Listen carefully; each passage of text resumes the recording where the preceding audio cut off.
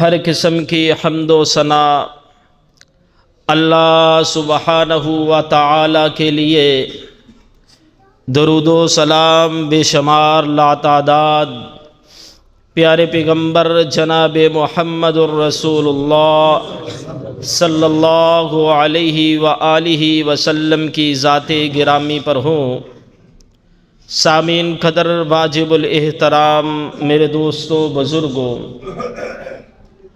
جب میں مسجد میں داخل ہوا، مسجد کے حال میں آیا تو اپنے دوست احباب کی اتنی رونق دیکھ کر بڑی خوشی ہوئی کہ پچھلے جمعے کی فضیلت کے حوالے سے ایک حدیث بیان کی تھی، اور جو دوستوں نے اس حدیث کو سامنے رکھتے ہوئے عمل کیا ہے، انشاءاللہ اللہ تعالیٰ ان کو ضرور ایک قدم کے بدلے میں 1 سال کے روزے اور 1 سال کی تہجد کا اجر و ثواب دیں گے انشاءاللہ۔ یہ میرے پیغمبر کی حدیث ہے، میرے پیغمبر کی بات ہے، میرے پیغمبر کا کلام ہے، تو انشاءاللہ آپ اسی طرح سے مسجد کی رونق بنتے رہیں گے تو انشاءاللہ اللہ تعالیٰ تمام تر مشکلات کو حل کر دیں گے۔ تو میرے بھائیوں، اللہ تعالیٰ نے قرآن کے اندر فرمایا کل نفس ذائقۃ الموت، ہر جان نے موت کا ذائقہ چکھنا ہے، ہر جاندار چیز کو موت آ کر رہے گی۔ وَإِنَّمَا تُوَفَّوْنَ أُجُورَكُمْ يَوْمَ الْقِيَامَةِ، اور خالق کہتا ہے قیامت کے دن ہر ایک آدمی کو اس کے عمل کا پورا اجر دیا جائے گا۔ فَمَنْ زُحْزِحَ عَنِ النَّارِ وَأُدْخِلَ الْجَنَّةَ فَقَدْ فَازَ، اور جو شخص جہنم سے بچا کر جنت کے اندر داخل کر دیا گیا وہ کامیاب ہو گیا۔ وَمَا الْحَيَاةُ الدُّنْيَا إِلَّا مَتَاعُ الْغُرُورِ، اور یہ دنیا کی زندگی دھوکے کا ساز و سامان ہے۔ اور میرے بھائیوں، یہ اللہ تعالیٰ کہہ رہے ہیں جس نے زمین اور آسمان کو بنایا، اس دنیا کو پیدا کیا، پوری دنیا کا خالق کہہ رہا ہے وَمَا الْحَيَاةُ الدُّنْيَا إِلَّا مَتَاعُ الْغُرُورِ، یہ دنیا دھوکے کا ساز و سامان ہے۔ حضرت علی رضی اللہ تعالی عنہ اس دنیا اور آخرت کی زندگی کے حوالے سے بیان کرتے ہیں۔ ان کا ایک قول جو حدیث کی کتابوں کے اندر ملتا ہے، کہتے الناس نعام فاذا ماتوا انتبہوا، کہتے ہیں دنیا سوئی ہوئی ہے۔ یہ جس دنیا کے اندر ہم زندگی گزار رہے ہیں نا، حضرت علی رضی اللہ تعالی عنہ کہتے ہیں دنیا سوئی ہوئی ہے، جب موت کا جھٹکا لگے گا نا، جب موت آئے گی تو قبر میں جائے گا تو پھر آنکھیں کھل جائے گی، پھر معلوم ہوگا وہ دنیا کی زندگی ایک خواب تھا۔ اور جس طرح آدمی رات کو سوتا ہے نا تو خواب کے اندر اچھا خواب بھی دیکھتا ہے، برا بھی دیکھتا ہے، اپنے آپ کو امیر بھی دیکھتا ہے، اپنے آپ کو مشکل کے اندر بھی دیکھتا ہے، مصیبت کے اندر بھی دیکھتا ہے، اپنے آپ کو خوشی کے اندر بھی دیکھتا ہے۔ لیکن جب آنکھیں کھلتی ہے تو کیا کہتا ہے؟ اگر اپنے آپ کو خوشی میں دیکھتا ہے تو کہتا ہے یہ تو ایک خواب تھا، اگر مصیبت میں دیکھتا ہے تو کہتا ہے وہ تو ایک خواب تھا، چلو گزر گیا، یہ اصل زندگی ہے جو میں اٹھ گیا ہوں۔ تو بالکل اسی طرح سے ہوگا۔ کوئی آدمی خواب دیکھ رہا ہے کہ وہ سائیکل چلا رہا ہے، ایک آدمی خواب دیکھ رہا ہے وہ موٹر سائیکل چلا رہا ہے، ایک آدمی خواب دیکھ رہا ہے کہ میں گاڑی چلا رہا ہوں، ایک آدمی خواب دیکھ رہا ہے کہ میں بہت بڑے بنگلے کے اندر بیٹھا ہوں۔ لیکن جب موت آئے گی تو ایک بنگلے والے، ایک پراڈو والے اور ایک جھونپڑی والے کو ایک ہی گڑھے کے اندر داخل کر دیں گے۔ اور میرے بھائیوں، موت کا آنا برحق ہے، یہ ایک اٹل حقیقت ہے جس کا انکار کوئی نہیں کر سکتا۔ لیکن میرے دوستو، اصل زندگی آخرت کی زندگی ہے۔ یہ دنیا کی زندگی کو ترجیح نہ دینا، میں نہیں کہتا، اللہ کا قرآن کہتا ہے بل تؤثرون الحیات الدنیا، اللہ کہتا ہے تم دنیا کی زندگی کو ترجیح دیتے ہو اور اس کو بہتر سمجھتے ہو، والآخرۃ خیر وابقیٰ، اللہ کہتا ہے آخرت کی زندگی تمہارے لیے بہتر بھی ہے اور ہمیشہ رہنے والی زندگی ہے۔ دنیا کی زندگی اور آخرت کی زندگی کی مثال اللہ کے نبی صلی اللہ علیہ وآلہ وسلم نے اس طرح سے بیان کی۔ پیارے پیغمبر کے صحابی حضرت مستورد بن شداد رضی اللہ تعالی عنہ بیان کرتے ہیں کہ پیارے پیغمبر صلی اللہ علیہ وآلہ وسلم نے فرمایا، دنیا اور آخرت کی زندگی کی مثال اس طرح سے ہے جیسے کوئی آدمی اپنی انگلی کو سمندر کے اندر داخل کرے اور پھر اس کو باہر نکالے۔ جو انگلی کے ساتھ پانی لگا ہے وہ دنیا کی زندگی ہے اور جو سارا سمندر ہے وہ آخرت کی زندگی ہے۔ اور کتنے سائنسدان اور کتنی ترقی، کتنی ٹیکنالوجی، کتنے بڑے بحری جہاز اور کتنے ہوائی جہاز، اور اتنی محنت کرنے کے باوجود، اتنی سائنس آ جانے کے باوجود، اتنی ٹیکنالوجی کے باوجود آج تک سمندر کا دوسرا کنارہ اس کا معلوم نہیں کر سکے۔ اور کسی اللہ والے نے کہا کہ آخرت کی زندگی اس طرح سے ہے کہ اگر زمین آسمان کے درمیان جتنی خالی جگہ ہے نا، اس کو گندم کے دانوں سے پر کر دیا جائے، بھر دیا جائے، تو ایک سال بعد ایک پرندہ آئے اور اس میں سے ایک گندم کا دانہ اٹھا کر لے جائے، تو فرمایا کہ ایک دن آئے گا یہ سارے گندم کے دانے ختم ہو جائیں گے، لیکن آخرت کی زندگی پھر بھی ختم ہونے والی نہیں ہے۔ اور میرے بھائیوں، ہم نے اس اصل زندگی کے لیے کبھی محنت نہیں کی ہے۔ یہ تھوڑی بہت محنت، اس سے زیادہ محنت کرنی ہوگی ہمیں۔ اور میرے بھائیوں، دنیا میں آنا ایک بہت بڑا حادثہ ہے، اور دنیا میں آنا ایک بہت بڑا حادثہ ہے، اور پھر مر جانا اس سے بھی بڑا حادثہ ہے۔ اور پھر مر کے مر جاتے تو میرے بھائیوں بڑا مزہ تھا، بڑا سکون تھا، بڑا آرام تھا، لیکن ایک بات اپنے ذہنوں کے اندر ضرور بر داخل کر لو، اپنے دماغوں کے اندر، اپنے دل کے اندر اس بات کو جگہ دے لو، اور میرے بھائیوں مر کے مرنا نہیں ہے۔ اور یہ سب سے بڑا مسئلہ ہے، پتہ نہیں کن مسئلوں کو تم بڑا مسئلہ سمجھ بیٹھے ہو، وہ کوئی بڑے مسئلے نہیں ہے، حل ہو جائے تو ٹھیک ہے، ورنہ انسان دنیا سے چلا جاتا ہے، مسئلے پھر بھی چلتے رہتے ہیں۔ لیکن جو سب سے بڑا مسئلہ ہے نا میرے بھائیوں، وہ یہ ہے کہ مر کے مرنا نہیں ہے، اور مر کے ایک نئی زندگی میں داخل ہونا ہے جو کبھی ختم ہونے والی نہیں ہے۔ اگر خوشی مل گئی تو ہمیشہ کی خوشی ہے، اگر دوزخ مل گئی تو اللہ معاف کرے ہمیشہ کے لیے دوزخ ہے۔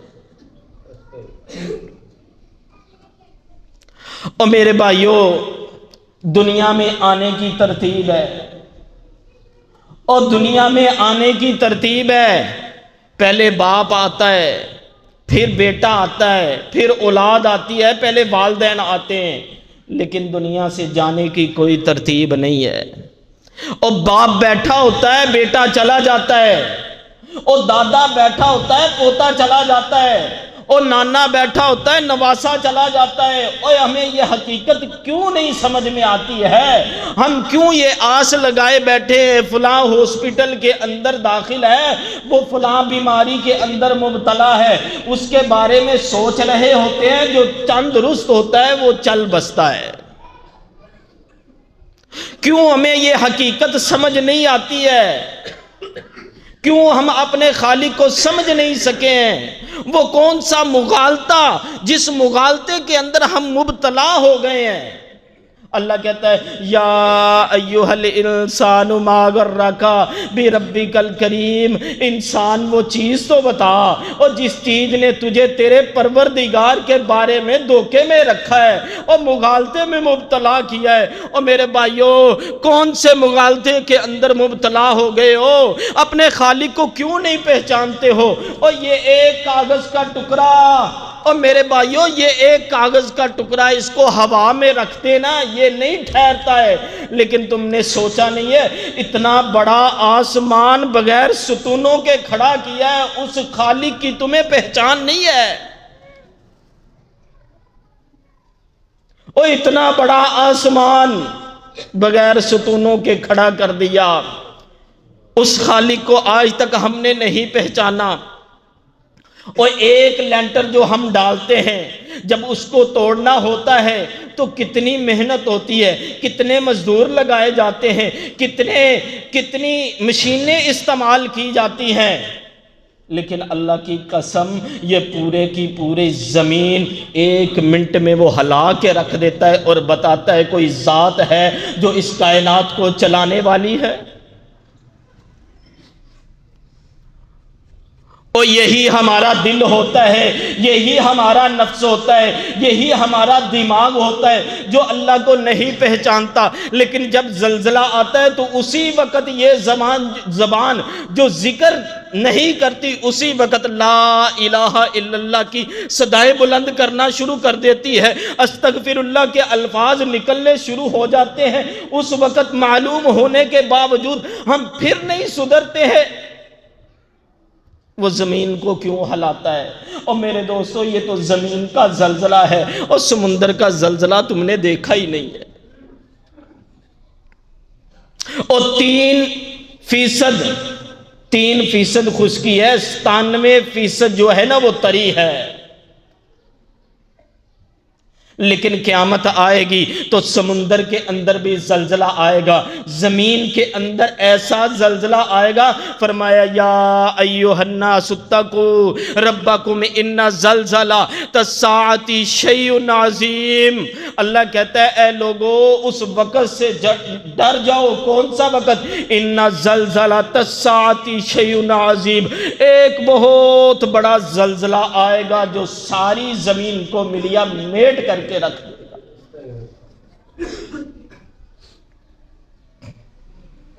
اور میرے بھائیوں، آخرت کی زندگی اس کے لیے تیاری کرنی ہے۔ یہ رمضان کا مہینہ یہ رحمتوں کا مہینہ ہے۔ ایک حدیث کی طرف آپ کی توجہ کروانا چاہتا ہوں۔ سنتے تو ہم ہر رمضان المبارک کے اندر ہیں، لیکن توجہ کرانا مقصود ہے۔ میرے بھائیو، اللہ کے نبی صلی اللہ علیہ وآلہ وسلم ایک دن مسجد کے اندر تشریف لائے۔ آپ نے منبر کی پہلی سیڑھی کے اوپر قدم رکھا تو اللہ کے نبی صلی اللہ علیہ وآلہ وسلم نے بلند آواز سے آمین کہا۔ پھر آپ نے دوسری سیڑھی کے اوپر قدم رکھا، پھر آپ نے بلند آواز سے آمین کہا۔ پھر آپ نے تیسری سیڑھی کے اوپر قدم رکھا، پھر آپ نے بلند آواز کے ساتھ آمین کہا۔ تو صحابہ کرام رضی اللہ تعالی عنہم اجمعین بعد میں عرض کرتے ہیں کہ اللہ کے نبی صلی اللہ علیہ وآلہ وسلم جی، ایک بات ہم نے بڑی عجیب آج دیکھی ہے کہ آپ نے پہلے ایسا کبھی نہیں کیا۔ آپ نے پہلی سیڑھی کے اوپر قدم رکھا تو آپ نے آمین کہا، دوسری سیڑھی پر قدم رکھا تو آمین کہا، تیسری سیڑھی پہ قدم رکھا تو آمین کہا۔ اللہ کے نبی جی بتائیے یہ کیا مسئلہ ہے؟ تو اللہ کے نبی صلی اللہ علیہ وآلہ وسلم نے فرمایا، میرے صحابہ، میرے پاس فرشتوں کا سردار جبرائیل علیہ السلام آئے تھے، جبرائیل بددعا کر رہے تھے، میں اس کے اوپر آمین کہہ رہا تھا۔ وہ کون سی بددعا ہے جو فرشتوں کے سردار نے کی اور اس کے اوپر آمین کہنے والے پوری کائنات کے سردار ہے۔ اللہ کے نبی صلی اللہ علیہ وآلہ وسلم نے فرمایا جبریل کہتا ہے، یہ بددعا کرتا ہے کہ جس نے رمضان المبارک کا مہینہ پا لیا، اس کی زندگی میں رمضان المبارک کا مہینہ آ گیا اور وہ شخص اپنے گناہوں کی بخشش نہ کروا سکا، اللہ تعالیٰ کی رحمت سے دور ہو گیا اور جہنم میں داخل ہو گیا۔ جبریل علیہ السلام نے یہ بددعا کی، اللہ کے نبی صلی اللہ علیہ وآلہ وسلم نے اس کے اوپر آمین کہی۔ اور میرے بھائیو، یہ رمضان المبارک کا مہینہ اللہ کی رحمتوں کا مہینہ ہے، اور اس بات پہ تو یقین کر لو، اللہ کے نبی صلی اللہ علیہ وآلہ وسلم کی حدیث ہے، جب رمضان المبارک شروع ہوتا ہے شیاطین جکڑ دیے جاتے ہیں۔ تو آپ کو نظر نہیں آ رہا مسجدوں کے اندر رونق ہے؟ تو اس حدیث سے یہ معلوم ہوتا ہے واقعتاً جب رمضان المبارک شروع ہوتا ہے تو شیاطین جکڑ دیے جاتے ہیں۔ جس طرح عید کا چاند نظر آتا ہے اس کو چھوڑا جاتا ہے، فوری دکانوں کے اوپر گانے شروع ہو جاتے ہیں۔ اللہ کے نبی صلی اللہ علیہ وآلہ وسلم کی ایک ایک بات سچی ہے، برحق ہے۔ اللہ کی قسم، زمین اوپر کو جا سکتی ہے، آسمان نیچے کو آ سکتا ہے، لیکن میرے پیغمبر کا فرمان غلط نہیں ہو سکتا۔ اللہ کے نبی کا فرمان حق اور سچ ہے۔ اللہ کے نبی صلی اللہ علیہ وآلہ وسلم نے فرمایا، جبریل علیہ السلام نے دوسری بددعا یہ کی، جس نے اپنی زندگی کے اندر اپنے والدین میں سے کسی ایک کو بڑھاپے کے اندر پا لیا اور ان کی خدمت کر کے وہ اللہ کی جنت کو حاصل نہ کر سکا، وہ بد نصیب ہے، وہ اللہ کی رحمت سے دھتکارا ہوا ہے اور وہ جہنم میں داخل ہو۔ اللہ کے نبی صلی اللہ علیہ وآلہ وسلم نے فرمایا آمین۔ اور تیسرا وہ آدمی، اللہ کے نبی صلی اللہ علیہ وآلہ وسلم نے فرمایا جس کے سامنے میرا نام مبارک لیا جائے اور وہ میرے اوپر درود نہ پڑے، وہ بھی اللہ کی رحمت سے دور ہوا اور جہنم کے اندر داخل ہوا۔ اللہ کے نبی صلی اللہ علیہ وآلہ وسلم نے فرمایا آمین۔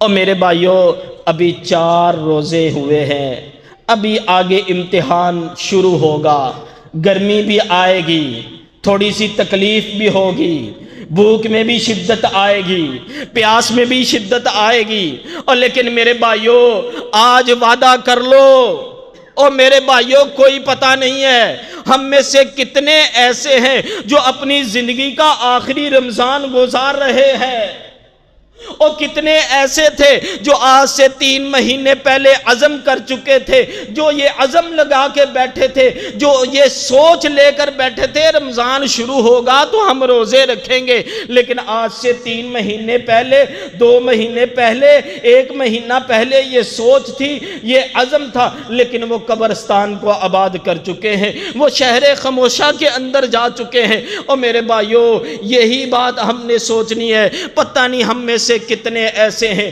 جو اپنی زندگی کا آخری رمضان گزار رہے ہیں، پتہ نہیں اگلا رمضان زندگی کے اندر آئے گا کہ نہیں۔ کتنے ایسے ہیں جو اپنی زندگی کا آخری مہینہ گزار رہے ہیں، کتنے ایسے ہیں جو اپنی زندگی کا آخری ہفتہ گزار رہے ہیں۔ اور میرے بھائیو سمجھنے کی کوشش کرو، ہم میں سے کتنے ایسے ہیں جو اپنی زندگی کا آخری جمعہ گزار رہے ہیں، ہم میں سے کتنے ایسے ہیں جو مساجد کے اندر گئے ہیں، بڑی تمنا نیک آرزویں لے کر بیٹھے ہیں، لیکن ان کو پتہ نہیں ہے کہ اگلا جمعہ نصیب نہیں ہونا ہے۔ اور میرے بھائیوں کتنے ایسے ہیں جو اپنی زندگی کا آخری دن گزار رہے ہیں، اور کتنے ایسے ہوں گے جو اپنی زندگی کی آخری رات گزار رہے ہوں گے۔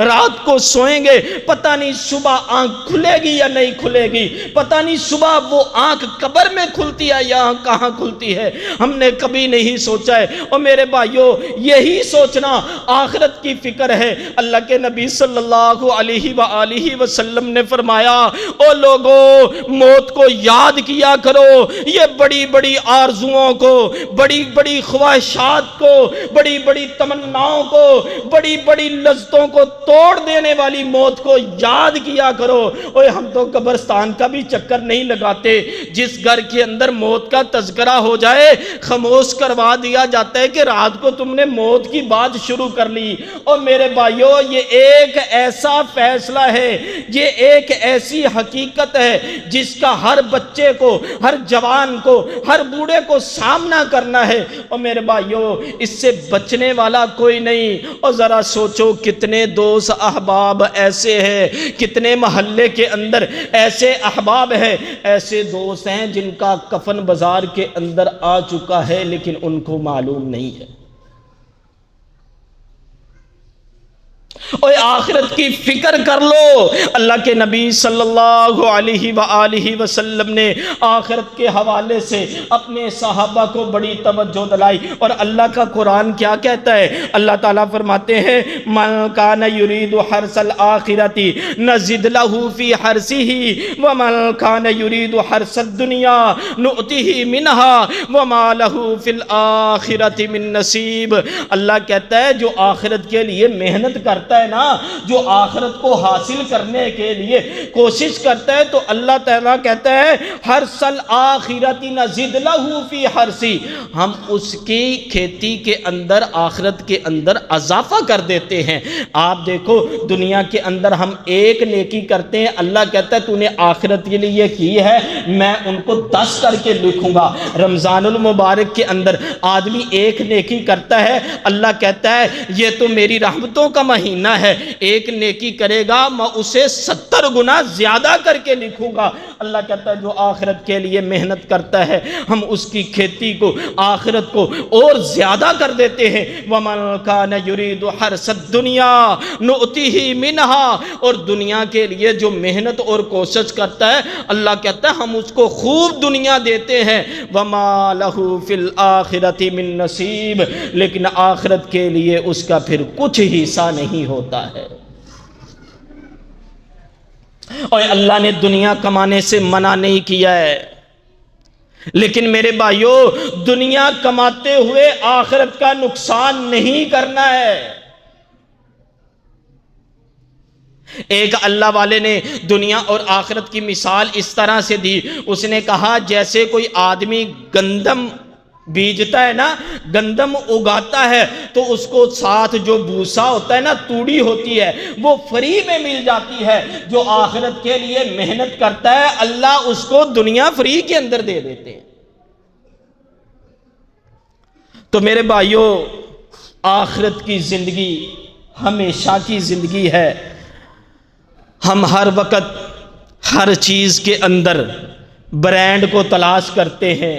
ہم کہتے ہیں آج ہر آدمی اس کا جوتا برانڈ کا ہوتا ہے، کپڑے برانڈ کے ہوتے ہیں، گھڑی برانڈ کی ہوتی ہے، چاہے ہمیں مہنگی ملے، لیکن ہم ہر چیز کے بارے میں کوشش کرتے ہیں کہ یہ ہمیں برانڈ کی مل جائے۔ لیکن میرے بھائیو ایک بات یاد رکھنا، کفن کا کوئی برانڈ نہیں ہوا کرتا، اور کفن امیر کو بھی ویسا ہی ملتا ہے، غریب کو بھی ویسا ہی ملتا ہے۔ ہم برانڈ کے لیے تو بڑی کوشش کرتے ہیں کہ ہمارا جوتا فلاں برانڈ کا ہونا چاہیے، ہمارا کپڑا فلاں برانڈ کا ہونا چاہیے، اور کبھی کفن کے بارے میں سوچا ہے کہ ہمارا کفن کیسا ہونا چاہیے؟ اورنگزیب عالمگیر رحمت اللہ علیہ بہت بڑے بادشاہ گزرے ہیں، قرآن کی تفسیر بھی لکھی، لیکن ایک دن دل کے اندر خیال آیا اوے اورنگزیب عالمگیر رحمت اللہ علیہ اور زندگی تو گزار چکا ہے، دل کے اندر سوچنے لگے آخر جب تم مر گیا تو کبھی سوچا ہے تیرا کفن کن پیسوں کا خریدا جائے گا؟ اورنگزیب عالمگیر رحمت اللہ علیہ یہ بات دل کے اندر سوچتے ہیں، گھر سے روانہ ہوتے ہیں، جا کر ایک جگہ مزدوری کرتے ہیں، مزدوری کر کے جو پیسے ملتے ہیں ان کا کپڑا خریدتے ہیں، کپڑا خرید کر اپنے ہاتھوں سے ٹوپیاں سلائی کرتے ہیں اور ایک بازار میں کھڑے ہو کے ان ٹوپیوں کو بیچتے ہیں، فروخت کر دیتے ہیں، اور پھر جو پیسے حاصل ہوتے ہیں ان کو ایک کپڑے کے اندر باندھ کر رکھ دیتے ہیں، اور اوپر کیا لکھتے ہیں؟ وہ کہتے ہیں لوگوں سن لو، اورنگزیب عالمگیر جب اس دنیا سے چلا جائے، جب اورنگزیب عالمگیر کا انتقال ہو جائے، جب اورنگزیب عالمگیر کو موت آ جائے تو لوگوں اورنگزیب عالمگیر کا کفن ان پیسوں کا خریدا جائے۔ اور یہ لوگ تھے اللہ والے، اللہ کی قسم جن کو یہ یقین تھا اور جن کے دل کے اندر یہ بات پیوست ہو چکی تھی کہ ایک دن آئے گا اپنے خالق کے سامنے کھڑا ہونا ہے، اور ان کو یہ یقین تھا ایک دن آئے گا، قبر میں جانا ہے، سوال و جواب ہوں گے، دوبارہ جی اٹھنا ہے، اور دوبارہ محشر کا میدان لگے گا، ترازو قائم ہوگا، پل صراط سے گزارا جائے گا۔ یہ وہ لوگ تھے اللہ کی قسم جو قرآن کی تلاوت کیا کرتے تھے، کرتے کرتے بے ہوش ہو جایا کرتے تھے، اور جن کو یہ یقین تھا یا ایھا الانسان ما غرک بربک الکریم، اے انسان وہ چیز تو بتا، انسان وہ کون سی چیز ہے جس چیز نے تجھے تیرے پروردگار کے بارے میں دھوکے میں رکھا ہے؟ او انسان ایک چھوٹی سی آنکھ ہے، ایک چھوٹی سی آنکھ، اگر یہ آنکھ جھپکنا بند کر دے پوری دنیا کے ہسپتالوں کے چکر لگا لے، پوری دنیا کے ہسپتال چھان مار، لیکن یہ آنکھ نہیں جھپکے گی۔ اور میرے بھائیو کون سے مغالطے کے اندر مبتلا ہو چکے ہو؟ اوے اللہ کی ذات کو سمجھنے کی کوشش کرو، اپنے خالق کو سمجھنے کی کوشش کرو، اور جس نے پیدا کیا ہے، پیدا کرنے کے بعد تیرے ہر ایک چیز کا انتظام کیا ہے، اور تیرا دل دھڑکتا ہے تو خود نہیں اسے دھڑکنے دیتا، یہ اس کے حکم سے دھڑک رہا ہے، اور اس کے حکم سے اس کی حرکت بند ہوگی، اور جب اس کی حرکت بند ہوگی اللہ کی قسم کوئی دنیا کی طاقت اس کو چلا نہیں سکے گی۔ سیدنا ابو بکر صدیق رضی اللہ تعالی عنہ جب آخری وقت آیا، بیٹی پاس بیٹھی ہے، رونے لگی، اپنی بیٹی کو کہنے لگے میری بیٹی بتا اللہ کے نبی صلی اللہ علیہ وآلہ وسلم نے کس دن وفات پائی؟ حضرت عائشہ رضی اللہ تعالی عنہ فرماتی ہے اللہ کے نبی نے پیر والے دن وفات پائی، پیر کا دن تھا، کہتے ہیں میری بیٹی میری بھی یہی تمنا اور آرزو ہے کہ مجھے آج کا دن وفات کا مل جائے، میں اس دنیا سے رخصت ہو جاؤں۔ میری بیٹی اللہ کے نبی صلی اللہ علیہ وآلہ وسلم کو کتنے کپڑوں کے اندر آپ کو کفن دیا گیا تھا؟ فرمایا 3 کپڑوں پہ۔ حضرت ابو بکر صدیق رضی اللہ تعالی عنہ کہنے لگے میری بیٹی مجھے بھی 3 کپڑوں کے اندر کفن دینا ہے، 2 کپڑے میرے جسم کے اوپر ہیں، ان کو اتار لیا جائے، ان کو دھو کر پھر دوبارہ مجھے پہنا دیے جائیں، 1 کپڑا خرید لیا جائے۔ حضرت عائشہ کہنے لگی ابا جان ہم اتنے بھی غریب نہیں ہیں کہ آپ نے کے لیے کفن نہ خرید سکیں۔ حضرت ابو بکر صدیق رضی اللہ تعالی عنہ کہتے بیٹی یہ جو کپڑے ہیں نئے کپڑے یہ زندوں کے لیے بہتر ہوتے ہیں، مردوں کے لیے تو پرانے کپڑے صحیح ہیں، اگر اللہ کی رحمت ہوئی، اللہ کا کرم ہوا، انشاءاللہ یہ لباس چینج ہو جائے گا۔ تو آخری وقت آیا تو حضرت عائشہ رضی اللہ تعالی عنہا پاس بیٹھی، پتہ کیا کہتی جب موت کی ہچکی لگتی ہے تو دنیا کا کوئی مال زر کام نہیں آتا ہے۔ تو حضرت ابو بکر صدیق پتہ کیا کہتے ہیں؟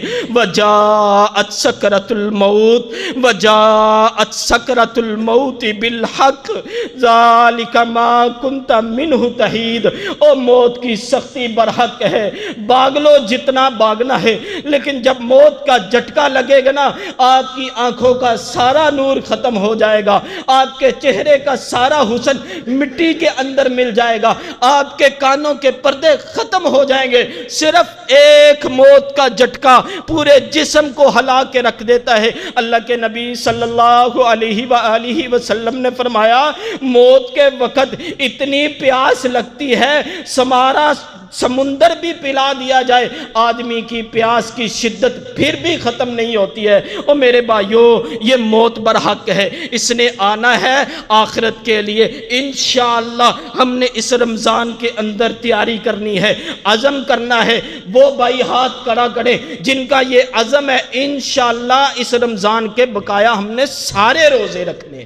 ذرا ہاتھ کھڑا کر کے وعدہ کر لیں۔ اللہ تعالیٰ سے دعا ہے کہ اللہ تعالیٰ عمل کی توفیق دے۔ وما علینا الا البلاغ المبین۔